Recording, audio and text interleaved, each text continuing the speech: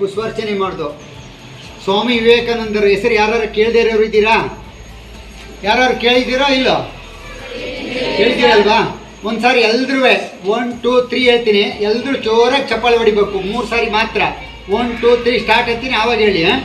1 2 3 start. ನೋಡಿ, ಸಮಾನತೆ ಇದೆ, ಒಬ್ಬ ಮಾತ್ರ ಮಿಸ್ ಆದ.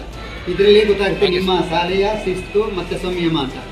ಸ್ವಾಮಿ ವಿವೇಕಾನಂದರವರು ಇವತ್ತೇ ಹುಟ್ಟಿದ್ದು. ಇವತ್ತೇ ಅಂದರೆ ಸೋಮವಾರನೇ ಹುಟ್ಟಿದ್ದವರು. ಇದು ನೆನಪಿದೆಯಾ ಮಕ್ಕಳೇ? ನಿಮಗೆ ಬಹಳ ಒಳ್ಳೆಯದಿದು. 1963 ಜಾನ್ವರಿ 12ರಂದು ಇವರು ಹುಟ್ಟುತ್ತಾರೆ. ಹುಟ್ಟಿದ 39 ವರ್ಷ ಮಾತ್ರ ಇವರು ಜೀವನ, ಸನ್ಯಾಸಿ ಜೀವನ ಮಾಡ್ತಾರೆ. ಬೇರೆಯವರೆಲ್ಲ ಶತಮಾನ ಮುಟ್ತಾರೆ, ಇವರು ಬರೀ 39 ವರ್ಷದಲ್ಲಿ ಇಡೀ ನಮ್ಮ ಮಹಾರಾಷ್ಟ್ರದ ನಮ್ಮ ಧರ್ಮದ, ಸಂವಿಧಾನದ, ನಮ್ಮ ಎಲ್ಲ ಸಂಸ್ಕೃತಿಯನ್ನು ಇಡೀ ವಿಶ್ವಕ್ಕೆ ಸಾರಿದಂಥ ಮಹಾನ್ ಚೇತನ ನಮ್ಮ ಸ್ವಾಮಿ ವಿವೇಕಾನಂದವರು. ಅವ್ರ ಮುಖ ನೋಡಿ ಎಷ್ಟು ಚೆಂದಿದೆ. ಅವ್ರ ಮುಖ ನೋಡ್ತಾ ಇದ್ದಂಗೆ ನಮ್ಮ ಮೈ ರೋಮಾಂಚನ ಆಗುತ್ತೆ, ರಾಷ್ಟ್ರಕ್ಕೆ ಗೌರವ ಸಲ್ಲಿಸಿದಂಗೆ ಆಗುತ್ತೆ. ಮತ್ತು ನಾವು ಕೂಡ ಅವರ ಆದರ್ಶ ತತ್ವಗಳನ್ನು ನಮ್ಮ ಜೀವನದಲ್ಲಿ ಅಳವಡಿಸ್ಕೊಳ್ಬೇಕು. ಒಂದೆರಡೇ ಮಾತು ಹೇಳ್ತಾರೆ ಅವರು, ನಿಮಗೆಲ್ಲ ಕೇಳಿದಿರಿ, ಮಾಸ್ಟ್ರಲ್ಲಿ ಹೇಳ್ಕೊಡ್ತಿರ್ತಾರೆ. ನಡೆ ಮುಂದೆ ನುಗ್ಗಿ ನಡೆ ಮುಂದೆ. ಯಾವುದೇ ಇರಲಿ, ಕಷ್ಟ ಸುಖ ಮತ್ತು ನೋವು ನಲಿವು ಇವೆಲ್ಲದನ್ನೂ ಕೂಡ ಸಮಾನವಾಗಿ ಸ್ವೀಕರಿಸಬೇಕು. ಮತ್ತು ನಮ್ಮ ರಾಷ್ಟ್ರ ಜಾತ್ಯತೀತ ರಾಷ್ಟ್ರ, 100 ಜಾತಿಗಳಿಗೆ 100 ಉಪಜಾತಿಗಳಿವೆ. ಅವೆಲ್ಲನ ಮೀರಿದಂಥ ಮಹಾನ್ ಚೇತನ, ವಿಶ್ವನಾಯಕ. ಮತ್ತು ಅವರ ಪ್ರೇರಣೆ ನಮ್ಮೆಲ್ಲರಿಗೂ ಕೂಡ ಬೇಕು. ನಾವೆಲ್ಲರೂ ಕೂಡ ಅವರ ಹಾಕಿಕೊಟ್ಟಂಥ ತತ್ವ ಆದರ್ಶಗಳನ್ನು ನಮ್ಮ ಜೀವನದಲ್ಲಿ ಅಳವಡಿಸ್ಕೊಂಡ್ರೆ ನಮ್ಮ ಜೀವನ ಸಾರ್ಥಕ, ಅವ್ರಿಗೂ ಕೂಡ ಶಾಂತಿಯನ್ನು ನೀಡ್ದಂಗೆ ಆಗುತ್ತೆ. ಆದ್ದರಿಂದ ದಯಮಾಡಿ ಇಲ್ಲಿ ಬಂದಿರತಕ್ಕಂಥ ಎಲ್ಲ ಹಿರಿಯರಿದ್ದೀರಿ, ನಮ್ಮ ಪತ್ರಕರ್ತರಾದಂಥ ಕಾದಲ್ ಅವರೇ, ವೇಣು ಅವರವರೇ, ಎಲ್ಲ ಸಾಧಕರವರೇ, ಒಬ್ಬರಿಗಿಂತ ಒಬ್ಬರು ಜಾಸ್ತಿ ಉನ್ನತ ಮಟ್ಟದಲ್ಲಿದ್ದಾರೆ. ಯಾರೇನು ಕಮ್ಮಿ ಇಲ್ಲ, ಯಾರೇನು ಕಡಿಮೆ ಇಲ್ಲ. ಆದ್ದರಿಂದ ದಯಮಾಡಿ ಪ್ರತಿಯೊಬ್ಬರಿಗೂ ಕೂಡ ಗೌರವವನ್ನು ಕೊಡಬೇಕು. ಪರಸ್ಪರ ವಿಶ್ವಾಸ, ನಂಬಿಕೆ ಮೇಲೆ ನಿಂತಿದೆ ನಮ್ಮೆಲ್ಲ ಜೀವನ. P1 ಹಿಡಿದು ಪ್ರಧಾನಮಂತ್ರಿಯವರೆಗೆ ನಂಬಿಕೆ, ವಿಶ್ವಾಸ ಹೊಂದ್ಕೊಂಡು ಹೋಗಿ ಅನ್ನೋ ವಿಚಾರದಲ್ಲಿ ನಿಂತಿದೆ. ನಾನು ನನ್ನಿಂದ ಅನ್ನೋ ಪದ ಬಿಟ್ಬಿಡ್ಬೇಕು. ಅದು ದುರಹಂಕಾರದ ಮಾತು.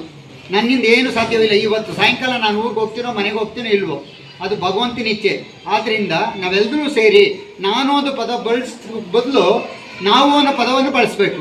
ನಮ್ಮಿಂದ ಅಂತ ಬರಬೇಕು. ನನ್ನಿಂದಲೇ ಅವ್ನು ಯಾರು ಒಂದು ಗಾದಿ ಹೇಳ್ತಿದ್ರಲ್ಲ ಹಳ್ಳೀಲಿ, ನನ್ನಿಂದಲೇ ಕೋಳಿ ಬೆಳಕಾಗುತ್ತೆ ಅಂತೇಳಿ ಕೋಳಿನ ಅಡವಿಲೇ ಹೋಗಿ ಬಚ್ಚಿಟ್ಕೊಂಡ್ರಂತೆ.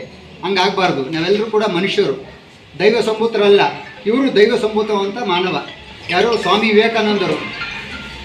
ಕೇವಲ 39 ವರ್ಷ ಬದುಕಿ ಇಡೀ ವಿಶ್ವಕ್ಕೆ ನಮ್ಮ ಸನಾತನ ಧರ್ಮದ ಮಹತ್ವವನ್ನು ಸಾರಿದಂಥ ಮಹಾನ್ ಚೇತನ ಸ್ವಾಮಿ ವಿವೇಕಾನಂದರು. ಅಮೆರಿಕದ ಚಿಕಾಗೋದಲ್ಲಿ ಎಲ್ಲ ಸರ್ವಧರ್ಮ ಸಮ್ಮೇಳನ ನಡೀತಾ ಇರ್ತದೆ. ಆ ಎಲ್ಲ ರಾಷ್ಟ್ರಗಳಿಂದ ಪ್ರಮುಖವಾದ ನಾಯಕರುಗಳು ಬಂದಿರ್ತಾರೆ. ಆ ರಾಷ್ಟ್ರದ ನಾಯಕರುಗಳು ಈ ನಮ್ಮ ಸ್ವಾಮಿ ವಿವೇಕಾನಂದರು ಮಾಮೂಲಿ ಭಿಕ್ಷಾ ಪಾತ್ರ ಇಟ್ಕೊಂಡು ಅವರು ಸೈಡಲ್ಲಿ ಸಾಮಾನ್ಯ ಉಡುಪು ಧರಿಸ್ಕೊಂಡು ಅವ್ರು ಸೈಡಲ್ಲಿ ಇರ್ತಾರೆ. ಎಲ್ಲರೂ ನೋಡಿ ನಗ್ತಾರೆ ಅವ್ರನ್ನ. ಬೇರೆ ರಾಷ್ಟ್ರದವರು ಅವ್ರು ನೋಡಿ ನಗ್ತಾರೆ. ಇವರೇನು ಮಾತಾಡೋರು, ಇವ್ರಿಗೆ ಚಾನ್ಸೇ ಕೊಟ್ಟಿರಲಿಲ್ಲ, ಕೊನೆಯಲ್ಲಿ ಚಾನ್ಸ್ ಕೊಡ್ತಾರೆ. ಆ ಚಾನ್ಸ್ ಕೊಟ್ಟ ಸಂದರ್ಭದಲ್ಲಿ, ಅವಕಾಶ ಕೊಟ್ಟಂಥ ಸಂದರ್ಭದಲ್ಲಿ ಎಲ್ಲರೂ ಇಂಗ್ಲೀಷಲ್ಲಿ ಲೇಡೀಸ್ ಆ್ಯಂಡ್ ಜೆಂಟಲ್ಮೆನ್ ಅಂದಿರ್ತಾರೆ. ಆದರೆ ಇವರು ನನ್ನ ಪ್ರೀತಿಯ ಸೋದರಿಯರೇ ಅಂತಾರೆ, ಬ್ರದರ್ಸ್ ಆ್ಯಂಡ್ ಸಿಸ್ಟರ್ಸ್ ಅಂತಾರೆ. ಇಡೀ ಸಭೆ ದಂಗಾಗುತ್ತೆ. ಎಲ್ಲರೂ ಇವ್ರ ಕಡೆ ಗಮನ ಕೇಳ್ತಾರೆ, ನೋಡ್ತಾರೆ. ಆಮೇಲೆ ಆ ಉರುಪನ್ನು ನೋಡ್ತಾರೆ, ಆ ಒಂದು ಕಳೆಯನ್ನು ನೋಡ್ತಾರೆ. ಆಗ ನೋಡ್ಬಿಟ್ಟು ಎಲ್ಲರೂ ದಂಗಾಗಿ ಅವ್ರನ್ನ ಭಾಳ ಸ್ಮರಿಸ್ಕೊತಾರೆ. ಆಗ ಎಲ್ಲ ಮಾತನಾಡ್ಸಿಕ್ಕೆ ಹೋಗ್ತಾರೆ.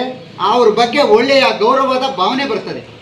ನಮ್ಮ ರಾಷ್ಟ್ರವನ್ನು ಪ್ರತಿನಿಧಿಸಿದಂಥ ಮಹಾನ್ ಚೇತನ, ವಿಶ್ವಕ್ಕೆ ನಮ್ಮ ಹಿಂದೂ ಧರ್ಮವನ್ನು ಸಾರಿದ ಮಹಾನ್ ನಾಯಕ, ದೈವ ಸಂಭೂತ, ಜೊತೆಗೆ ಯುವ ಜನರಿಗೆ ಒಳ್ಳೆಯ ಪ್ರೇರಣೆಯನ್ನು ನೀಡಿದಂಥ, ಪ್ರೋತ್ಸಾಹವನ್ನು ನೀಡಿದಂಥ ಮಹಾನ್ ಚೇತನ.